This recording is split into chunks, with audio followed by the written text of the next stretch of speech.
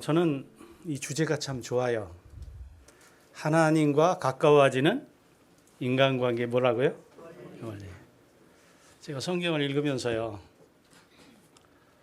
어떤 세상의 인문학 책에서도 발견하지 못한 그 원리가 성경에 너무 가득한 것에 너무 놀라는 거예요. 야, 어떻게 이렇게 풍요로울 수가 있을까? 여러분, 남녀 간의 사랑은요. 쉽게 과열되는 경향이 있어요. 하지만 우정은 아주 서서히 익어갑니다. 서서히 익어가요. 그래서 성숙한 사람은 친구 관계가 아름답습니다. 친구는요, 어찌 보면 그릇과 같아서 거기에 무엇을 담느냐에 따라서 그 모양, 그릇 모양대로 꼴지워져요. 친구가 친구에게 영향을 받는다는 겁니다. 그래서 좋은 친구는 좋은 영향을 주고요. 또 종국에 가서는 그 친구의 얼굴을 빛나게 해 주는 것입니다. 우리가 새로운 친구를 사귀는 것도 필요하지만 이미 맺어온 우정을 잘 가꾸고 오는 것도 참 중요하고 필요한 일입니다. 오늘의 말씀의 제목은 서서히 익어가는 삶입니다. 먼저 하나님의 말씀 사무엘상 19장 1절부터 3절에 있는 말씀을 통해서 말씀의 은혜를 나누려고 합니다. 사무엘하 19장 1절로 3절에 있는 말씀입니다. 사울이 그 아들 요나단과 그 모든 신하에게 다윗을 죽이라 말하였더니 사울이 아들 요나단이 다윗을 심히 기뻐하므로 그가 다윗에게 고하여 이르되 내 부친 사울이 너를 죽이기를 꾀하시느니라. 그러므로 이제 청하노니 아침에 조심하여 은밀한 곳에 숨어 있으라. 내가 나가서 너 있는 들에서 내 부친 곁에 서서 내 일을 내 부친과 말하다가 무엇을 보거든 내게 알게 하리라. 아멘. 여러분, 좋은 친구 관계를 맺고 키우는 원리는 무엇일까요? 첫 번째로는요, 매력을 줄 수 있어야 합니다. 매력을 줄 수 있어야 돼요. 사울이 그 아들 요나단과 신하들에게 아주 은밀한 지시를 내려요. 다윗을 뭐 하라고요? 죽여라. 요즘 말로 얘기하면 암살하라. 암살. 여러분, 암살하는 방법도 여러 가지 있잖아요. 암살하는 방법도 여러 가지가 있어요. 암살한다는 얘기는 쥐도새도 모르게 표 안 나게 감쪽같이 해치우라는 거예요. 근데 이 이야기를 들었던 요나단이 여기 오늘 우리가 읽었던 본문에는 뭐라고 기록되어 있느냐면 사울이 그 아들 요나단과 모든 신하에게 다윗을 죽이라 말하였더니 사울의 아들 요나단이 다윗을 심히 뭐 했다고요? 기뻐함으로 그랬어요. 기뻐함으로. 이 기뻐함으로라고 하는 말의 원어적인 의미는 무엇을 이야기하느냐 하면 이런 말이에요. 기울었다. 뭐가 기울었다는 거예요? 마음이 기울었다 이거예요. 여러분, 사람이요. 나와 뭔가 좀 다른 사람, 내게 없는 것이 있는 사람을 보면 매력을 느껴요. 아, 저건 참 나한테 없는데 좋다. 그런데 여기 마음이 기울어졌다는 거예요. 무엇이 요나단으로 하여금 다윗에게 빠져들게 만들었는가, 기울어지게 만들었는가, 매력이 있었는가 하는 문제예요. 여기 사무엘상 17장 45절에 보면 다윗이 블레셋 사람에게 이르되 너는 칼과 창과 단창으로 내게 오거니와 나는 만군의 여호와의 이름 곧 내가 모욕하는 이스라엘의 군대의 하나님의 이름으로 내게 가노라. 저는 이 성경지 읽을 때마다요 가슴이 아주 웅장해져요. 일개 소년의 입에서 나와 뱉을 만한 이야기가 아니에요. 너무나 대단한 것입니다. 그런데 이 이야기를 들은 요나단은 아니 시골 소년인데 내 또래밖에 안 되는데 어떻게 이런 말을 할 수가 있을까? 자기에게 없는 모습이 있는 겁니다. 그 매력에 마음이 기울어졌어요. 자, 이 다윗의 매력에 빠져든 이 요나단은 몇 가지 이유를 발견했어요. 첫 번째로는 하나님을 향한 사랑과 절대적인 믿음이에요. 여러분, 우리가 같은 세대에 살면서도요, 어떤 경우는 저는 제 동료들이나 제 후배들을 통해서도 감동을 받을 때가 있어요. 아, 어떻게 저렇게 확실한 신념을 가지고 살아갈 수 있을까? 여자들이, 남자들이 아주 땀을 흘려가며 열심히 일할 때 매력을 느낀다고 그래요. 뿐만 아니라 조건과 형편이 허락지 않는데 자기의 분명한 소신을 밝힐 줄 아는 사람, 여러 가지 손해가 볼 수 있는 상황에서도 불구하고 자기의 신념을 이야기할 수 있는 사람을 만나면 마음이 기울어져요. 제가 군에 갔을 때예요.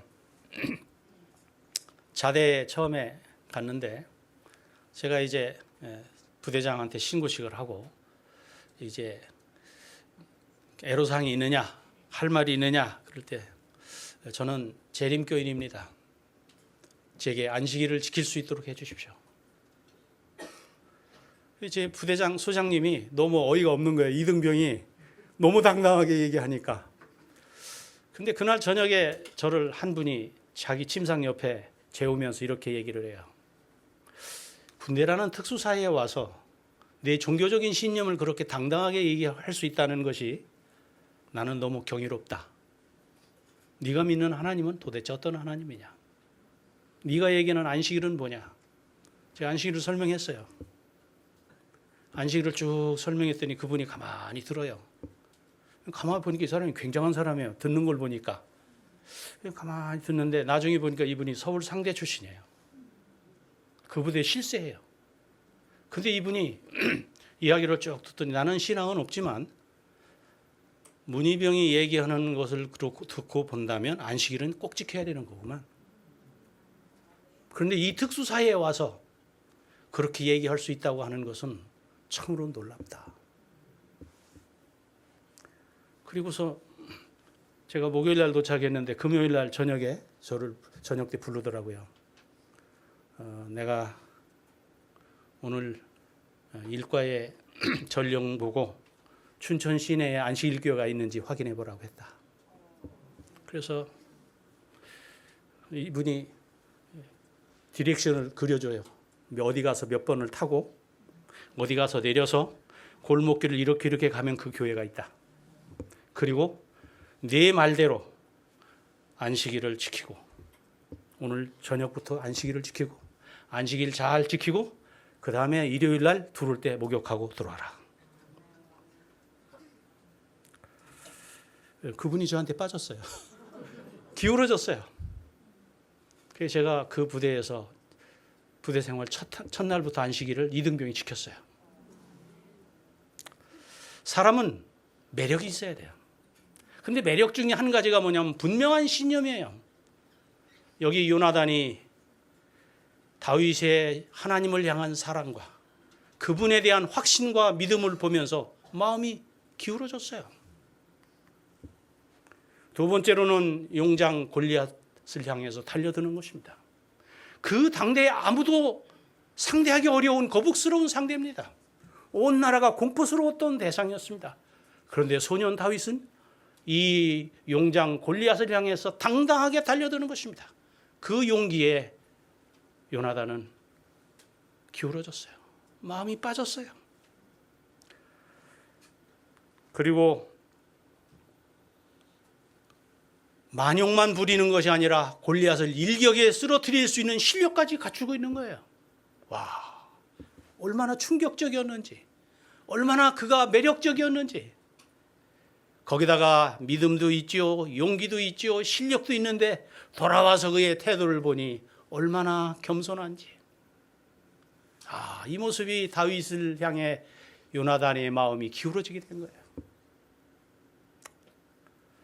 이 앞에 있는 모습을 쭉 보면 굉장히 당당한 모습이잖아요. 아주 대장부다운 기질을 보게 되는 거예요. 그런데 전쟁이 끝나고 다윗이 수금을 타는 거예요. 그 수금을 타는데 얼마나 그 음율이 아주 감미로운지, 얼마나 섬세한지. 이 강한 모습을 봤다가 이제는 아주 섬세하고 세미하며 그 감미로운 모습, 그 감성에 요나단은 빠져들 수밖에 없었어요. 멋있는 사람이구나. 그래서 완전히 그에게 마음이 기울어졌어요. 여러분, 오늘 우리가 살면서요, 정말로 많은 사람으로부터 매력 있는 사람이 돼야 돼요. 매력 있는 사람이 되려고 하면 실력도 있어야 되고 신념도 있어야 돼요. 분명한 모습을 갖추고 있을 때에 비로소 사람에게 매력을 줄 수가 있는 것입니다. 요나단이 다윗의 매력에 빠져들었던 두 번째의 것은 은밀한 정보를 제공하지 않고는 견딜 수 없는 매력이에요.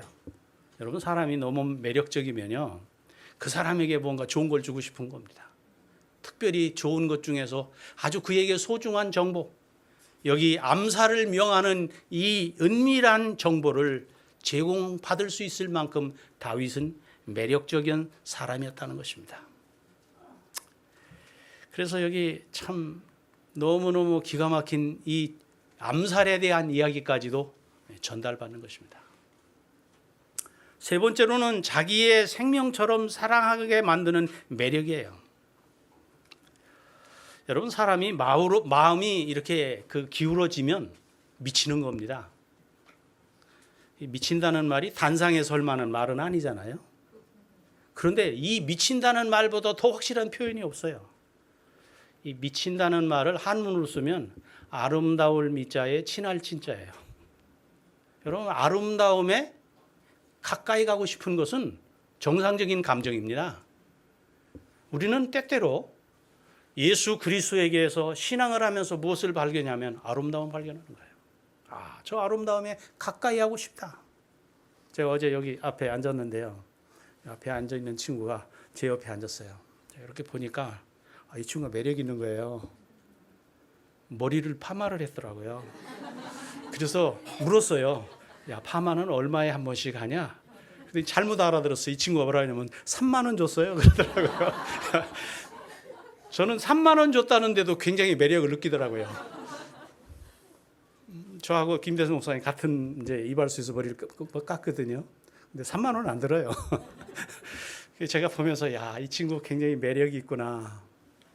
근데 여러분, 사람이 매력에 빠지면 이 아름다움에 사로잡히고 그에게 기울어지면 미치게 되는 거예요. 미치게 되면 결국은 어떻게 되느냐면 자기의 생명까지 아끼지 않고 주고 싶은 그런 매력을 느끼는 겁니다. 여기 참 제가 이 요나단을 보면서 느낀 생각이 뭐냐면 얼마나 이 다윗의 매력에 빠져들었으면 자기를 위해 지켜야 할 자리까지도 그것을 버리고 친구에게 주겠다고 했을까. 여러분, 사람이요, 제가 이렇게 살아보니까 정말 자기의 자리를 내준다는 것은 쉽지 않아요. 그렇지 않습니까? 사람들이 어지간한 건 나눌 수 있어도요, 명예까지 나누는 것은 참 쉽지를 않아요. 그런데 그렇게 했다는 거예요. 그래서 심지어는 뭐라고 하냐면 평생을 같이 하겠다고 서약을 했어요. 목숨이 끊어지는 날까지 함께 가겠다고요. 얼마나 멋있는 표현입니까? 사무엘상 19장 4절 5절에 보니까 요나단이 그 아비 사울에게 다윗을 포장하여 가로되 원컨대 왕은 신하 다윗에게 범죄하지 마소서. 그는 왕께 득죄하지 아니하였고 그가 왕께 행한 일은 심히 선함이니이다.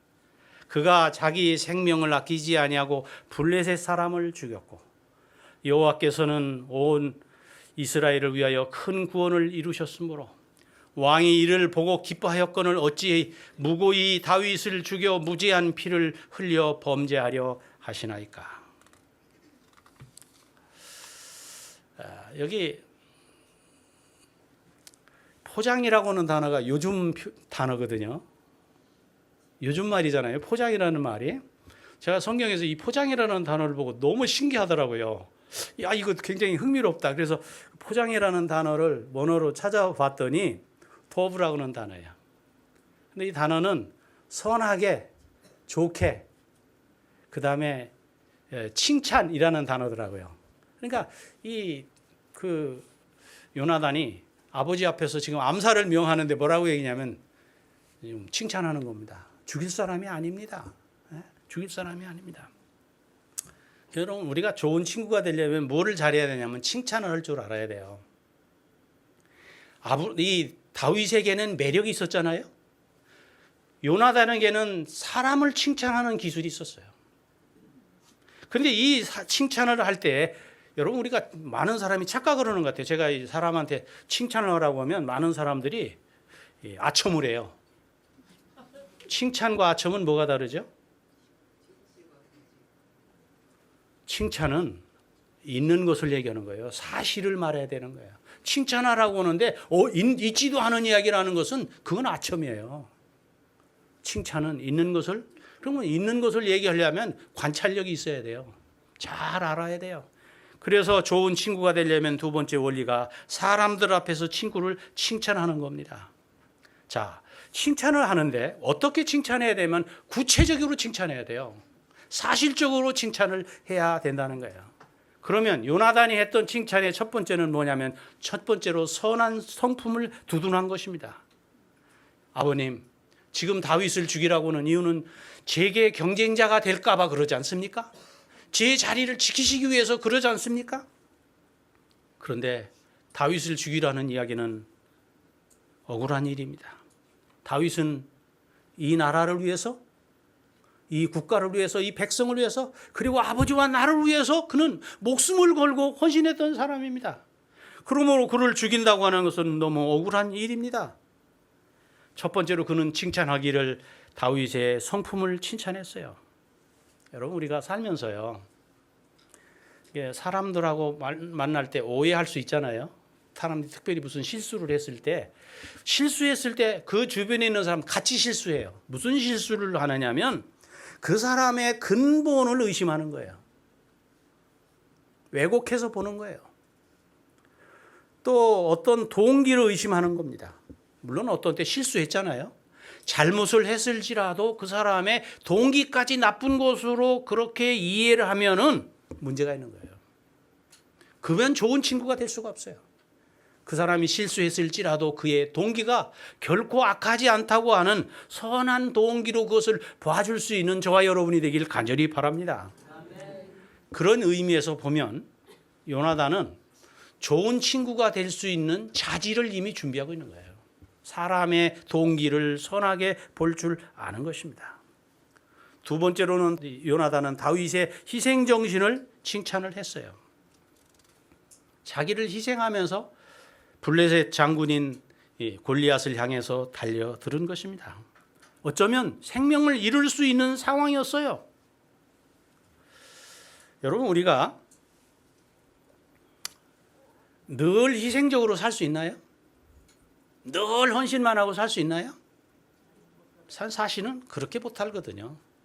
그런데 어떤 결정적인 순간에 아무도 헌신하지 못할 순간에 헌신하는 사람이 있어요. 희생하는 사람이 있어요. 좋은 친구가 되려고 하면 그렇게 희생했을 때, 그렇게 헌신했을 때 그것들을 기억하는 거예요. 그거를 기억하는 거예요. 예수님도 칭찬을 하시는데요, 이 원칙을 너무나 확실하게 우리에게 보여주시더라고요. 자기의 전 재산을 헌물로 바친 과부가 나오잖아요. 2렙돈 바치는 거예요. 물론 부자가 바친 양에 비하면 적은 겁니다. 그러나 내용적으로 보면 그의 생에 필요한 삶의 모든 것을 갖다 바친 겁니다. 예수님께서는 말씀하셨어요. 양을 보지 않고 그의 동기, 그의 순수한 희생을 보면서, 그가 어떤 헌신을 했는지를 보면서 칭찬하셨습니다.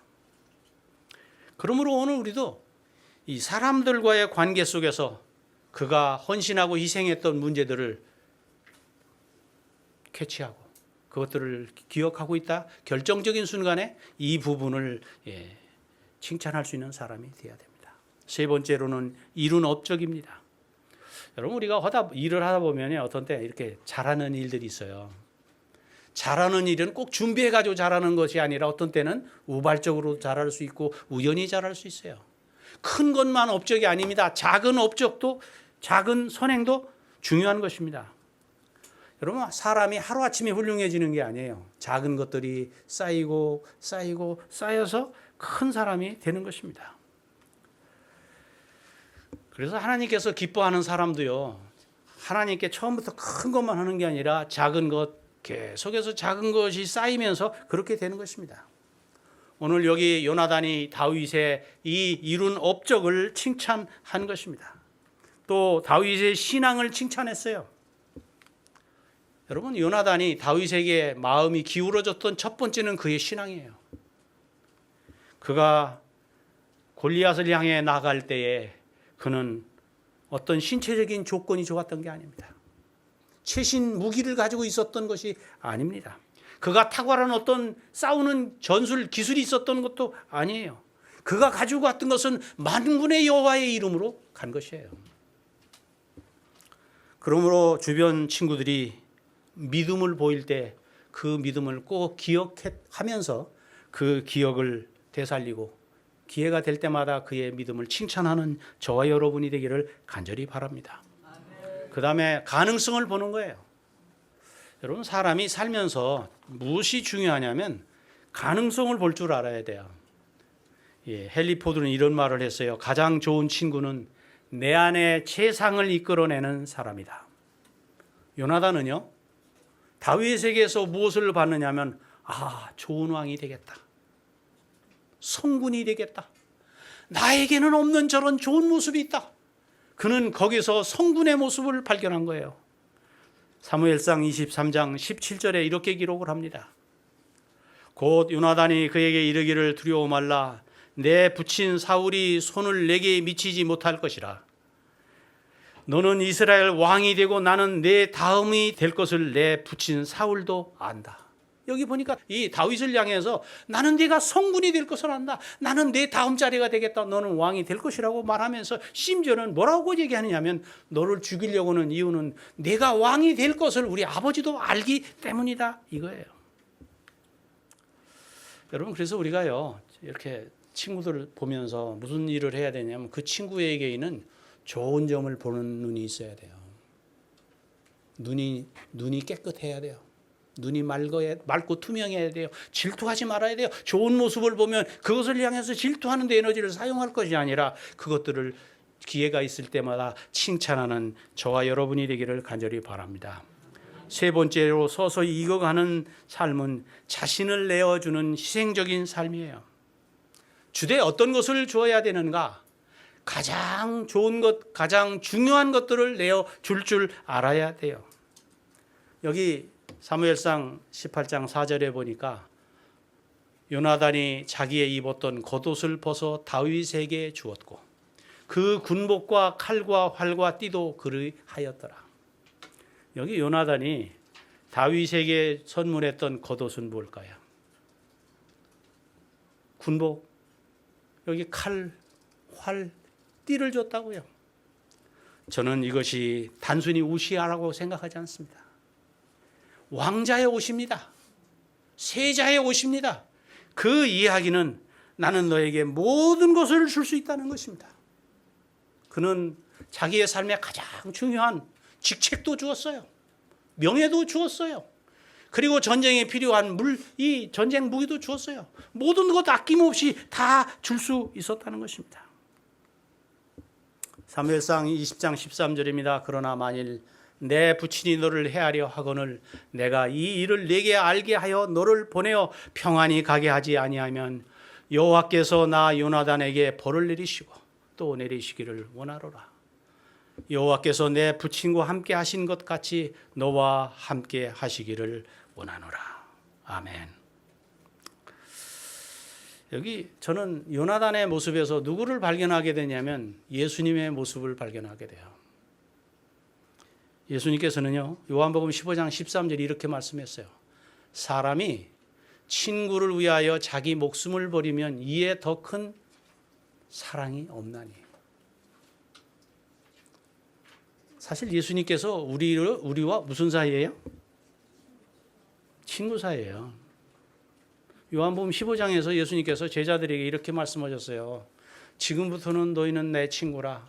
내가 내 아버지께 들었던 이야기를 너희에게 감추지 않고 말하겠다. 여러분, 비밀을 나눌 수 있는 사이가 친구입니다. 뿐만 아니라 친구는 자기의 목숨을 내 친구로 해서 버리는 사람이에요. 저는 신앙생활을 하면서 자꾸 세월이 가면 갈수록 무엇을 느끼냐면, 제가 제 사랑하는 여자를 사랑할 때는 화끈하게 사랑했거든요. 여러분 그렇지 않나요? 네, 화끈하게 사랑해요. 그런데 친구를 사랑할 때 화끈하게 사랑합니까?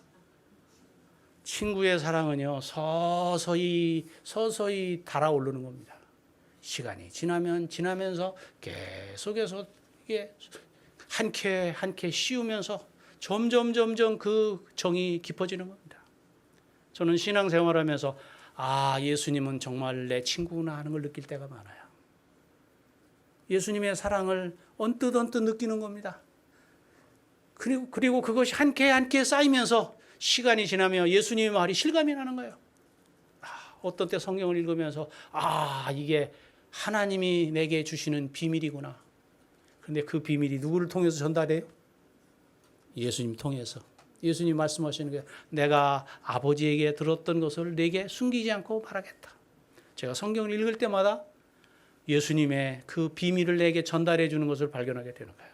그때마다 감동이 오는 거예요. 야, 정말 멋있다. 그런데 어느 날 보면 예수님의 희생을 보면서 예수님은 정말 나에게 진실한 친구구나. 저는 이 사실을 깨닫고 나서 제 친구들에게 현재 이렇게 해요. 제가 예수님한테 느꼈던 이 감정을 다른 사람한테 전해요. 그랬더니 점점 제게 좋은 친구들이 많이 생기더라고요. 좋은 친구가 되려면, 좋은 친구를 얻으려면 먼저 좋은 친구가 돼야 됩니다. 내가 좋은 친구가 돼야 돼요. 사무엘상 23장 17절, 또 곧 요나단이 그에게 이르기를 두려워 말라. 내 붙인 사울이 손에서 내게 미치지 못하게 할 것이요, 너는 이스라엘의 왕이 되고 나는 내 다음이 될 것을 내 붙인 사울도 아느니라. 자, 얼마나 저는 성경에서 이 모습을 보면서 얼마나 아름다운 모습인지 모르겠어요. 자, 두 번째로는요, 자신을 내어주는 희생을 할 때 두 번째는 고난 중에 확인되고 깊어진다는 거예요. 여러분, 황금은 뜨거운 불 속에서 시험이 되고, 우정은 대개 역경 속에서 확인이 됩니다. 참된 우정은 역경 속에서 시험이 돼요. 살면서 보니까 좋은 친구인 줄 알았는데, 내가 역경을 당해보면 자기 이익을 찾아가는 사람 봐요. 경험하셨죠? 인생을 살면 살수록 깨닫지 않습니까? 그런데 그 역경 위기 속에서 우정이 오히려 더 크는 겁니다. 인생을 살면서 어떻게 위기가 없겠어요? 그런데 그 역경 속에서 확인이 되고 우정이, 그리고 위기 속에서 자라게 되는 것입니다. 전도서 4장 10절에는 이렇게 말씀하고 있어요. 혹시 저희가 넘어지면 하나가 그 동물을 붙들어 일으켜니와 홀로 있어 넘어지고 붙들어 일으킬 자가 없는 자에겐 화가 있으리라. 여러분, 다윗이 위기에 빠졌을 때에 요나단이 도왔어요. 자기의 생명을 내놓기까지 하겠다고 한 것입니다. 내가 왕이 될 것이다. 나는 왕자리조차도 내게 주기를 원한다. 생명도 아끼지 않겠다. 여러분, 격려를 받아도 다 같은 격려가 아니에요. 이런 격려는 목숨을 걸고 하는 격려예요. 여러분, 저는 어떤 때 욥을 생각해요. 욥 참 좋은 분 아니에요? 얼마나 완벽한 사람입니까? 그런데 어떤 때 욥을 생각하면 측은한 생각이 드는 거예요. 욥이 그렇게 훌륭한 분인데 불구하고 그가 역경에 처했을 때 그는 위로를 받을 수가 없었어요. 위로를 받을 수가 없었어요. 심지어는 그 아내가 뭐라고까지 얘기했습니까? 저는 이 성경절 이거 읽을 때마다 아주 손뜻해요. 혹시나 우리 집사람이 이럴까 걱정스러워요. 욥기 2장 8절 9절에 이렇게 말합니다. 욥이 제 가운데 앉아서 기와 조각을 가져다가 몸을 긁고 있더니 그 아내가 그에게 이르되 당신이 그래도 자기의 순전을 굳게 지키느냐? 하나님을 욕하고 뭐하라고요? 죽어라. 죽어라. 성경대로 표현하면요, 이런 사람은 어떤 사람이에요? 잠언 21장 9절 19절에 솔로몬이 이런 말씀을 했어요. 이런 여자랑 사는 것보다는 움막에서 혼자 사는 것이 낫다. 정말 그 위기의 어려운 순간에 욥은 아내로부터 격려를 받지 못했어요. 위로를 받지 못했어요. 욥이 아내한테만 그런 게 아니에요. 남편, 이 친구들한테도 그랬어요.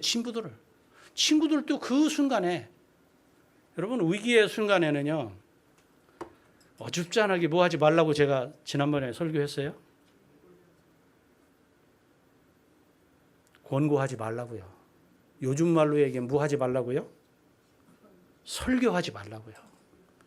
저는 설교도 설교처럼 하고 싶지 않아요. 왜냐하면 어떤 때 설교가 굉장히 사람을 짜증나게 할 때가 있어요. 피곤하게 할 때가 있어요. 왜냐하면 지적을 하거든요. 여러분 세상에서 친구들한테 지적질 받는 것만큼 어려운 게 없어요. 그게 애정 어린 지적이라 할지라도 참 이 지적하는 건 조심해야 돼요. 특별히 어려움 당했을 때는 그때는 가리키려고 하면 안 돼요. 뭐 해야 돼요? 그때는 위로하는 게 필요하지, 인정하는 게 필요하지, 그 시간에 고치라고 얘기하는 것은 지혜로운 것이 아닌 것입니다. 아닌 거예요. 욥은 그 마지막 순간에 오해를 오히려 받았어요. 너무너무 어려웠습니다. 함석헌 선생님이 이런 시를 썼어요. 그대 그런 사람 가졌는가? 그대 그런 사람 가졌는가? 한번 좀 볼까요? 성경은 아니라도 참 의미가 있어요. 말리길 나서는 길, 처자를 내맡기며 맘 놓고 갈 만한 사람, 그 사람을 그대는 가졌는가? 말리길 나서는 길, 왜 이게 또 나오죠? 탔던 배 꺼져가는 시간, 구명대 서로 사양하며 너만은 제발 살아다오 할 그 사람을 그대는 가졌는가? 불의의 사형장에서 다 죽어도 너희 세상 빛을 위해 저만은 살려두거라 일러줄 그 사람을 그대는 가졌는가? 잊지 못할 이 세상을 놓고 떠날 때 저 하나 있으면 하며 빙긋이 웃고 눈을 감을 그런 사람을 그대는 가졌는가? 온 세상의 찬송보다도 아니하고 가만히 머리 흔들 그 한 얼굴을 생각하고 알뜰히 유혹을 물리치게 되는 그 사람을 그대는 가졌는가? 얼마 전에 제 친구가 죽게 됐어요. 저를 불렀어요. 그리고 말하는 거예요. 내가 일어서지 못할 것 같다. 그러면서 친구가 여러 가지 서류를 제게 내밀기 시작했어요. 이거는 누구에게 얼마씩 줘야 된다. 이것 좀 갚아줘라. 그리고 이건 법적으로 꼭 해결해야 된다. 이것도 해결해야 다. 여러 이야기를 했어요. 그리고 마지막으로 하는 얘기가 내 처자식을 부탁한다.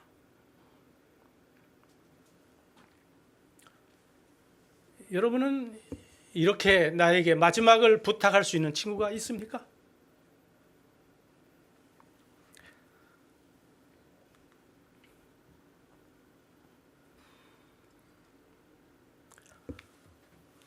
내 가슴 속에 수놓은 친구,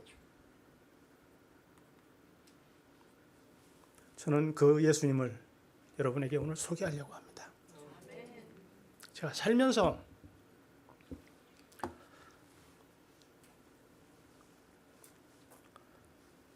정말 예수님은 저한테 그렇게 다가왔어요. 인생의 고비고비마다 어려울 때 예수님은 제게 좋은 친구가 되셨습니다. 제가 위기가 올 때마다 예수님은 그때마다 낭망하지 말라, 좌절하지 말라. 너는 이런 장점이 있는 사람이야. 너는 이런 좋은 사람이야. 결코 실망하지 마라. 그러면서 용기를 주고 비밀을 나누었던 친구는 제게는 예수님이었어요. 제가 이 사실을 깨닫고 나도 예수님 같이 다른 사람에게 좋은 친구가 되기 위해서 그렇게 살았어요. 그렇게 살 때 제 주변에 있는 사람들이 점점 제게 좋은 친구로 다가오는 것을 발견하게 됐어요.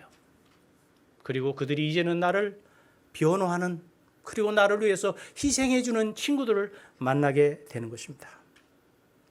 여러분, 내게 좋은 친구가 많기를 원하기 전에 먼저 내가 스스로 좋은 친구가 되는 저와 여러분이 되기를 간절히 바랍니다. 매력 있는 사람이 되도록 노력하십시다. 저는 우리 재림교인들이 좀 더 매력이 있었으면 좋겠어요. 좀 더 멋있어졌으면 좋겠어요. 좀 더 갖춰진 사람들이 되었으면 좋겠어요.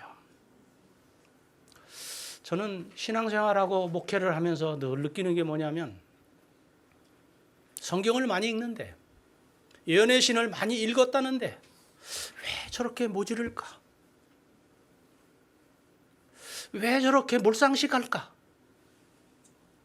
저는 신앙이 성숙하려고 하면 인격도 성숙해져야 된다고 생각합니다.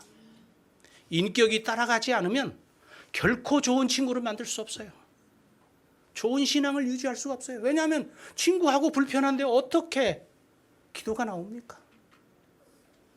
그러므로 오늘 우리 주변에 가까운 사람에게 예수님께서 나에게 좋은 친구가 되셨듯이 내가 먼저 그들에게 좋은 친구가 되는 일을 통해서 좋은 유대 관계를 맺을 때 비로소 하나님과 가까워지는 사람이 되지 않겠습니까? 매력 있는 비결이 무엇입니까? 매력 있는 방법이 여러 가지 있잖아요. 신앙의 확신과 믿음이 있어야 됩니다. 용기도 있어야 됩니다. 그리고 거기에 따라올 수 있는 실력도 있어야 돼요. 거기에 겸손도 갖출 뿐만 아니라 좀 섬세해졌으면 좋겠어요. 나는 때때로 우리 교인들이 너무 둔탁한 것을 발견할 때 마음이 아파요. 다른 사람들에게 좀 더 섬세하게 다가가고 그들의 심령을 쓰다듬을 수 있는 저와 여러분이 되기를 간절히 바랍니다. 가장 소중한 것을 나눌 수 있는 사람. 저는 기도하는 게 요즘은요 편안해졌어요. 왜냐하면 주님께 아뢰는 것이 편안해졌어요. 왜냐하면 비밀을 나누는 관계가 됐기 때문에. 기도할 때 친구와 함께 비밀을 나누듯이 그렇게 친숙하게 나누는 사람. 그리고 모든 것을, 가장 좋은 것을 줄 뿐만 아니라 때때로 나를 격려하고 칭찬하고 변호하고 나를 위해서 희생하는 그 예수님. 그것이 오늘 저와 여러분들의 모습이 되기를 간절히 바랍니다. 우리 주변에 있는 사람들에게 이렇게 서서히 익어가는 일을 통해서 신앙의 아름다운 정수가 저런 것이구나. 예수님을 저 사람이 정말 닮았구나. 나도 저 사람이 닮은 그 예수님을 닮아야겠다고 간증하는 저와 여러분이 되기를 간절히 바라면서 말씀을 마치겠습니다.